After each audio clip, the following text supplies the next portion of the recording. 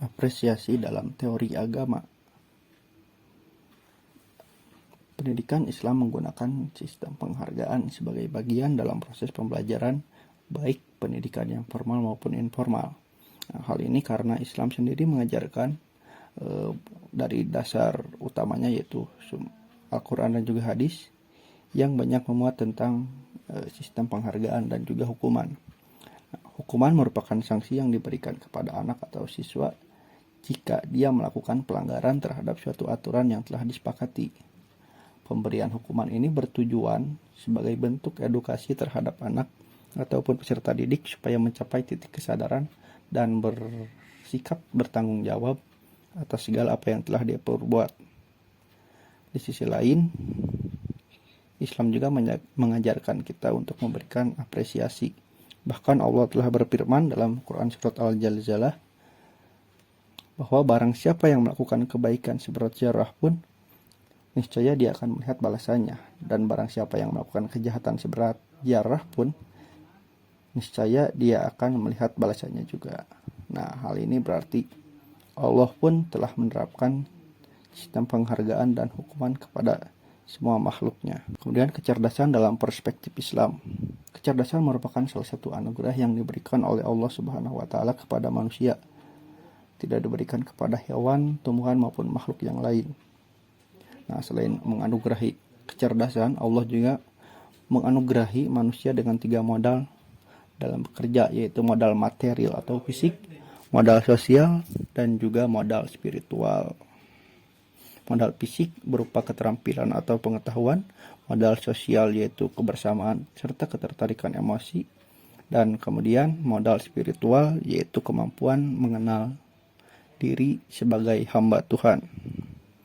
Nah, untuk mengelola ketiga modal tersebut kita membutuhkan 3 kecerdasan, yaitu kecerdasan intelektual atau IQ, kecerdasan emosional EQ, dan kecerdasan spiritual. Di dalam Al-Quran ada beberapa ayat yang membicarakan tentang kecerdasan intelektual, emosional, dan spiritual yang diungkapkan melalui 3 kata, yaitu al-sam'u, al-basru, dan al-fu'adu.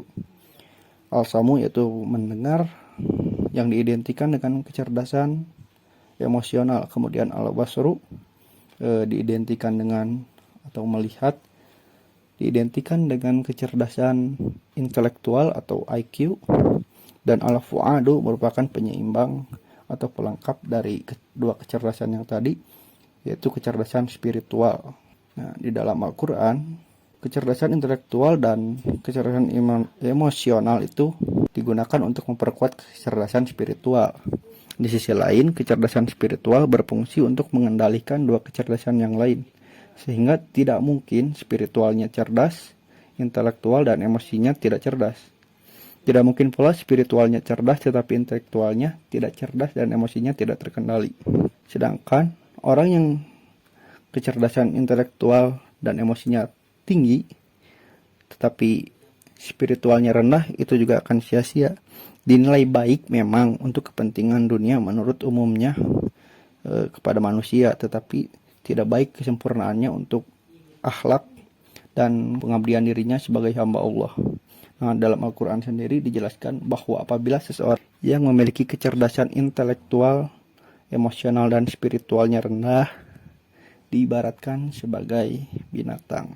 Simbol diri, emosi, apresiasi, sosialisasi, dan kecerdasan guru di masa pandemi.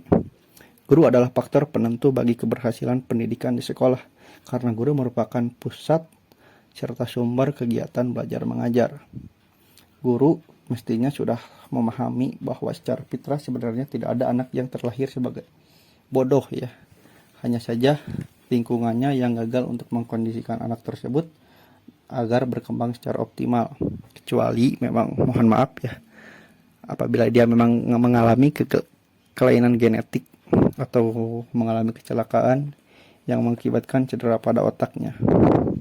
Secara neuroscience, manusia adalah makhluk yang cerdas apabila manusia tersebut berhasil mengoptimalkan seluruh fungsi dan area kerja otaknya secara sempurna dan terintegrasi.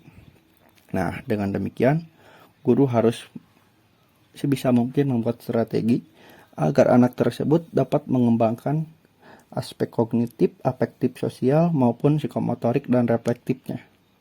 Nah, perlu disadari juga bahwa setiap orang adalah unik, memiliki kepribadian dan bakat yang unik juga yang berbeda masing-masing. Potensi bakat dan kecerdasannya pun sudah pasti berbeda.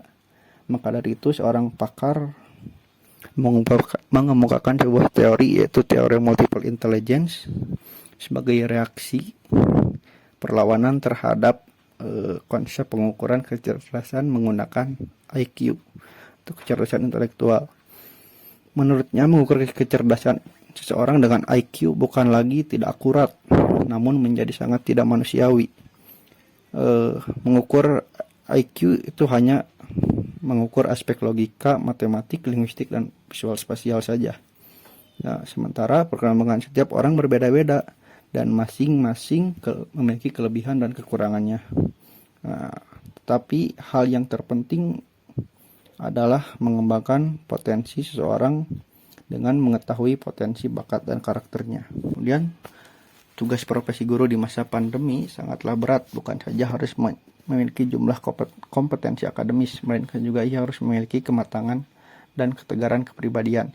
Salah satunya adalah aspek kecerdasan emosional atau EQ atau emotional quotient. Kecerdasan emosional sebagai kemampuan merasakan, memahami, dan secara efektif merupakan daya kepekaan emosional. Kecerdasan emosional. Kecerdasan ini berkaitan antara lain dengan kemampuan seorang, yaitu dalam ini guru, dalam mengelola emosi terhadap diri dan orang lain. Terutama dalam masa pandemi ini dapat dilakukan dengan memberikan emosi yang positif terhadap siswa, sehingga siswa juga akan merasakan hal yang positif juga. Nah, intrapersonal guru untuk mengadakan respon atau tindakan merasakan hati nurani dalam menghadapi situasi dan tekanan tertentu, baik yang berasal dari diri sendiri maupun lingkungan, serta pembekalan psikososial untuk guru dan tenaga kependidikan itu sangatlah penting. Dalam pembelajaran, ada baiknya jika seorang guru mengapresiasi usaha siswa selain karena pencapaian yang diperoleh. Apresiasi juga diberikan untuk mendorong siswa agar lebih semangat dalam belajar.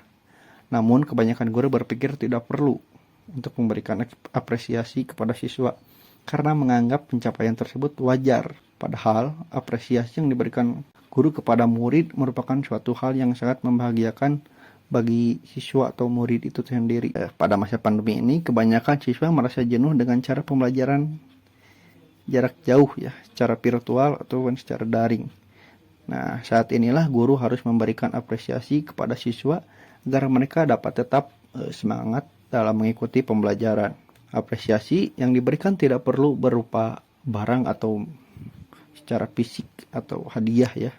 Terkadang sebuah anggukan setuju atau acungan jempol pun, bahkan senyum pun sudah membuat siswa merasa senang. Kemudian ini adalah sebuah studi kasus yang berkaitan dengan apresiasi. Seorang guru di Malaysia membagikan siswanya yang menjual action figure miliknya agar bisa membelikan murid-muridnya hadiah perpisahan. Kisah tersebut dibagikan oleh Muhammad Nazmi di akun Twitternya. Dalam tweetnya, dia menceritakan bahwa dia memutuskan untuk menjual koleksi action figure-nya senilai lebih dari 2.000 ringgit Malaysia atau sekitar 7 juta rupiah. Uang tersebut kemudian dia gunakan untuk membelikan hadiah perpisahan bagi murid-muridnya. Nah, sebelum dia pindah sekolah. Dia juga menceritakan bahwa dia baru menyadari bahwa murid-muridnya belum pernah memiliki buku catatan lucu sebelumnya yang kemudian menjadi hadiah perpisahan. Pria itu, menurut Nazmi, seperti dikutip dari World of Buzz, dirinya adalah seorang guru di sekolah yang terletak di pedesaan di Sarawak, namun dia akan pindah ke sekolah lain. Karena pandemi, kami guru tak dapat melihat siswa kami. Dipindahkan pada kondisi seperti ini sungguh menyedihkan. Menurutnya, dia kemudian memutuskan untuk memberikan mereka hadiah perpisahan, namun karena ia ingin memastikan setiap siswa mendapat hadiah, pria itu butuh sejumlah uang. Dari sanalah muncul ide untuk menjual beberapa action figurnya. Sempat dibuat ragu oleh temannya, pria itu menambahkan bahwa beberapa temannya sempat mengecilkan hati dia untuk melakukan perbuatan baik tersebut. Menurutnya, dia tidak perlu untuk menjual koleksi-koleksi pribadinya tersebut. Tapi yang lebih penting daripada melihat Tapi apa yang lebih penting daripada melihat mereka tersenyum? Tanyanya. Mereka adalah murid pedalaman. Guru adalah dunia bagi mereka, pungkasnya. Siswa-siswa menjalani kehidupan yang agak menantang dibanding kebanyakan dari kita. Beberapa dari mereka bahkan harus menempuh jarak yang jauh dan berbahaya untuk bisa bersekolah. Nah, jadi senyum itulah yang membuat dia ingin melakukan hal tersebut. Nah, di sini kita dapat mengambil nilai psikologisnya bahwa kasus tersebut menjelaskan bagaimana seorang guru mampu mengapresiasi siswanya.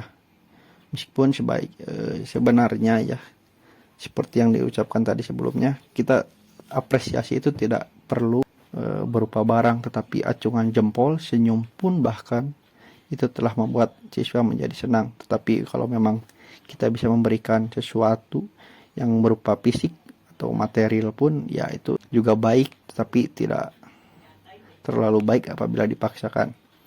Nah, kemudian dalam nilai pendidikannya, seorang guru harus dapat mengapresiasi siswanya, ini agar dia dapat semangat bersekolah ya, sebagai balasan keinginannya untuk bersekolah. Kemudian dalam nilai agama, maka disebabkan rahmat dari Allah lah kamu berlaku lemah lembut terhadap mereka. Sekiranya kamu bersikap keras lagi berhati kasar, tentulah mereka menjauhkan diri dari sekelilingmu. Karena itu maafkanlah mereka, mohonkanlah ampun bagi mereka, dan bermusyawarahlah dengan mereka dalam urusan itu. Kemudian apabila kamu telah membulatkan tekad, maka bertawakallah kepada Allah. Sungguhnya Allah menyukai orang-orang yang bertawakal kepadanya.